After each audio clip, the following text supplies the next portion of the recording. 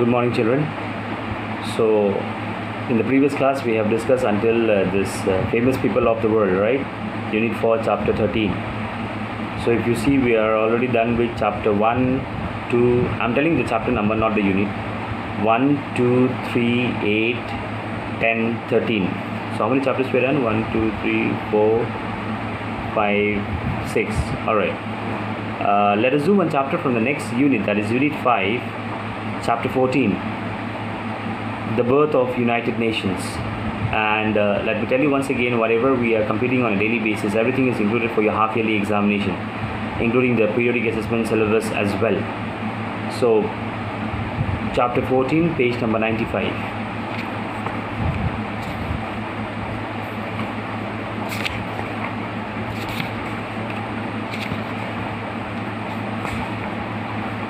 Okay. United Nations, UN.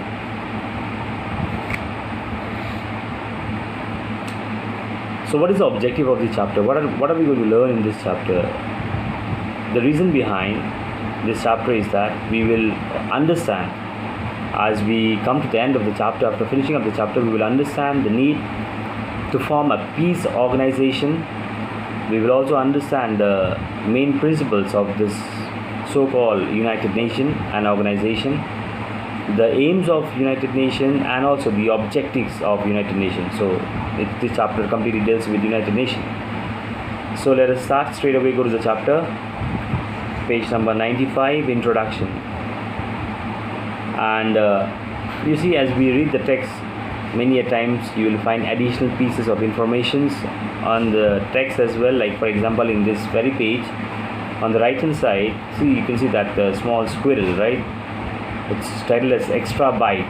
The name United Nations was first used by President Franklin Roosevelt of USA in 1942. So these are some another pieces of information which you need to know.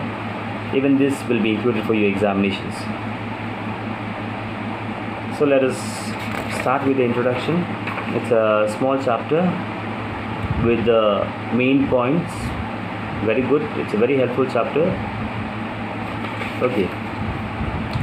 The United Nations organization is an international organization founded in 1945 after the Second World War by 51 member countries, which are committed to maintaining international peace and security, developing friendly relations among nations, and promoting social progress. Alright. If I start going into the history of United Nations now, it was a class 5, right? Okay, I'll just discuss what is mentioned in text, that particular content, as because according to your class it will be too much for you. As you proceed gradually to your higher classes, you will know more about this in detail.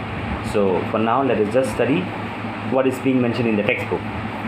So United Nations, basically it's an organization, it's an international organization, okay, and it was founded in the year 1945. I hope you are aware that there were 2 world wars held up till now. Can't say about the future. So in the Second World War, ended in 1945, and after the Second World War ended, it was then when this particular organization was established. It was introduced by 51 member countries, okay, and this 51 member countries, the main reason that they established this particular organization was to maintain peace among different countries of the world, which is called international peace, to maintain international peace and also security, plus in addition developing friendly relation among nations. Otherwise, I don't know whether you people are watching news or not, maybe busy with cartoons.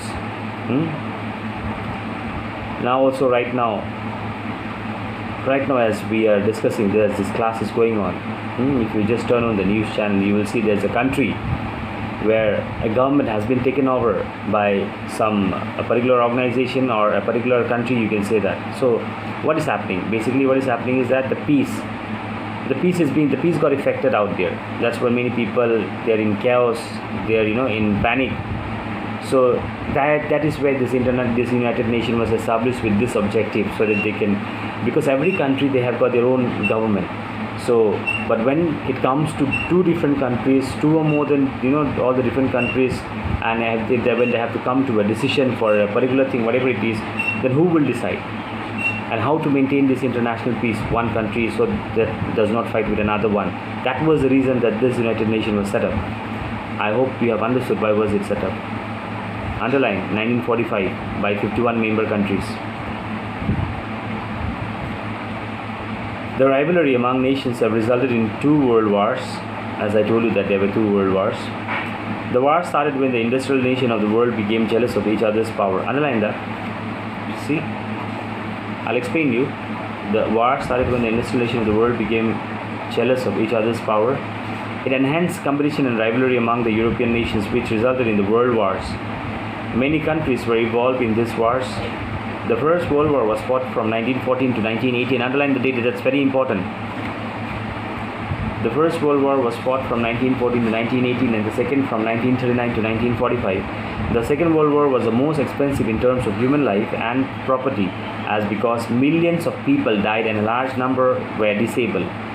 The United States of America dropped atom bomb on the Japanese cities of Hiroshima and Nagasaki. The 2 big industrialized cities were reduced to ashes. The Second World War came as a shock to the whole world. Millions of innocent people and soldiers lost their lives. Alright, now listen to it.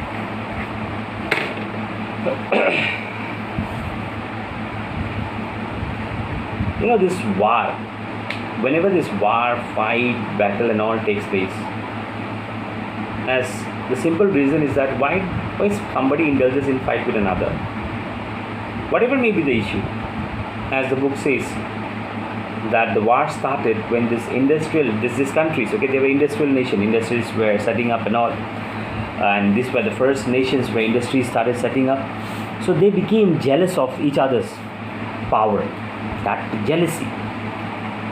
That's why, even though I'm teaching you social, but be it social, be it maths, English, science, whatever subject, if one doesn't have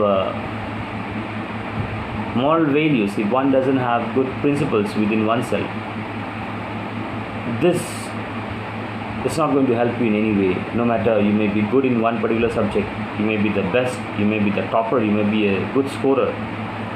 Now look at this. They are industrial nations of the world. Means, in simple language, if I say rich countries, as because industry, money, economy, being rich, they are jealous of one another and they indulge in fight, they indulge in war. Now when war takes place, who is at loss? Both the countries, or you can say all the countries who ever involved in the war. They depend upon the number of countries. So now how all of them are in loss? Now see, during war, now for example, say this is one country, okay? This is another country, alright? Now both of them are fighting. Now, this country is weak, small, thin. This country is fat, strong, powerful, money, more power. If this country kills 10 people of him, he may not be able to kill 10 of his, but he will at least, he can kill 2, he can kill 3. So ultimately what is happening? Both the countries are losing their people. Both the countries are affected in one way or the other.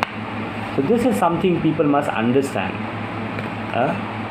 All must understand these things, that why to indulge in war? You think I'm powerful, I can defeat you. Fine, I can defeat you, I'm powerful. But that doesn't mean that my country, my people, my man, my territory will not be affected. Even mine will be affected. So why to indulge in war? And because of this war of this, when these industrial nations were growing up, because of that, more and more competition, more and more rivalry, enmity, you can say, more and more rivalry among the European nations resulted in world wars. And that is how we have this 2 world wars. One was the First World War, the other one was the Second World War. First World War from 1914 to 1918, and the second from 1939 to 1945. And out of this 2 world wars, the Second War was the most expensive one, as because it had caused a huge damage to human life, property, and property is something, okay, yes, people does need that, but what about the human life? Millions of people died. And some of the majority, you can say large number of people, those who somehow escaped, somehow survived, They were disabled. One hand gone, bomb blast. One leg gone. Or half of the body is gone. Well, the US America, the US dropped atom bomb on this, what do you call, two Japanese cities, that is Hiroshima and Nagasaki. Okay, and these were the two big industrialist or places of Japan during those days. And after the atom bomb, you can see there's a picture in page number 95 on the right hand side. What happened after dropping of atom bomb? It all turned into ashes. The Second World War was actually a kind of a shock for the entire world, as because it was not only those people, those who were involved in war, they died. It also because millions of innocent people, for no reason, they were also killed, and even soldiers.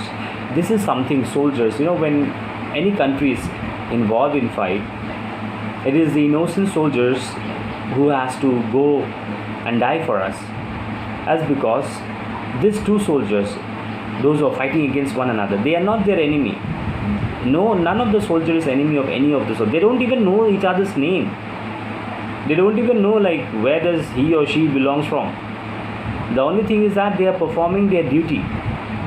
They're doing their job, and as a result, they die for us. So they are also innocent, right? Okay, next. Philosophers and thinkers throughout the world thought that the huge wealth spent on wars should be used for bringing prosperity and happiness for the entire human race. That is another important thing. During war, it is not that war is expensive as because we lose many human lives, many property. Yes, human beings are the most precious, but also to indulge in war, you also need huge amount of expenses, financial expenses, like the arms, ammunitions, the medical supplies for the soldiers, those who are fighting when they are injured, the food supplies, as because if they don't get proper food, how will they fight? For how long will they be fighting holding a gun without any food in the stomach? They themselves will not be able to lift up the gun, they'll fall down. So, in one word, if I say, you can say these are called war expenses. Okay, this food, medical supplies, these, that, arms, ammunitions, and all. So, it causes a huge expense for any world, any nation who indulges, in war.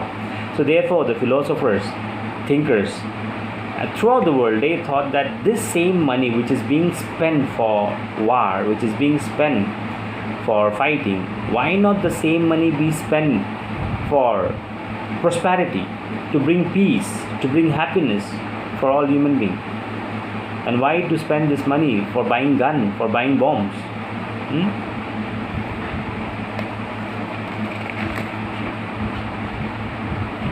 Next comes the birth of United Nations. So how, or you can say, what was the reason we have body series? It was mainly to set up peace, international peace. But when it was established and all, let us see. Shall we start it today, or shall we keep it for the next class? Let me see if there is any question from this particular topic.